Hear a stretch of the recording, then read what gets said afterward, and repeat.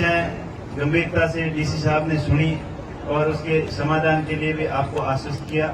जो मुख्य समस्याएं आपकी थी, एक तो पहले जो नहरें खराब पड़ी हैं, जो जिस झाड़ी कटिंग और सीट सफाई और टूटी हुई नहरों की मरम्मत, ये काम सबसे इम्पोर्टेंट है और ये काम आपको अभी आश्वस्त किया है डीसी साहब ने, तो आप बिल्कुल निश्चित रहें। और जब पानी शुरू होने से पहले किसी भी तरीके से चाहे फंड की व्यवस्था करके और मुख्य नहरों की आप साफ सफाई करवाना और टैल तक पानी कैसे जाए, उसके लिए भी आपको आश्वस्त किया है।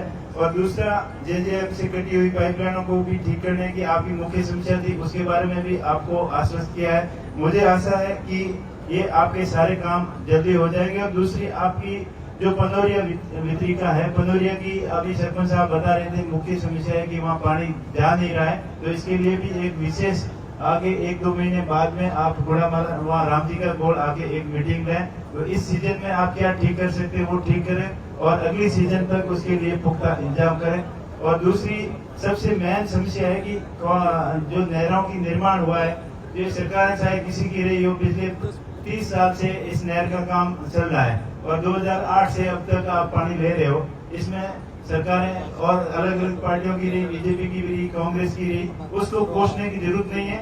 अपन उसको ठीक कैसे कर सकते हैं, इसके बारे में चिंतन करने की जरूरत है। और मेरा इसमें यही मानना है कि अधिकारीगण, चीफ इंजीनियर साहब और एक विशेष टीम बनाकर एक डिटेल डीपीआर तैयार करे कि इन नहरों के अंदर कहाँ कहाँ डिजाइन की कमी रही है और कहाँ कहाँ कंस्ट्रक्शन घटिया हुआ है, जिसकी वजह से नहरों में चिपेज हो रहा है, जिससे खेतों के अंदर दलदल हो रहा है, पानी ज्यादा जा रहा है। और कुछ जगह डिजाइन जैसे लेवल मेंटेन ठीक नहीं हुआ, उसकी वजह से नहरें खराब हो गई, उसका उपयोगी नहीं हो रही है, आगे तक पानी नहीं जा रहा है।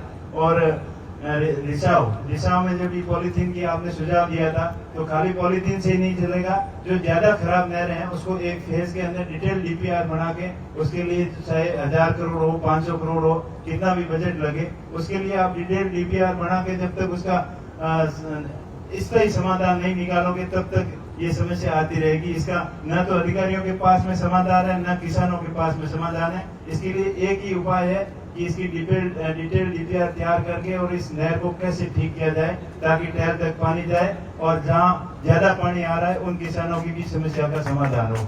धन्यवाद।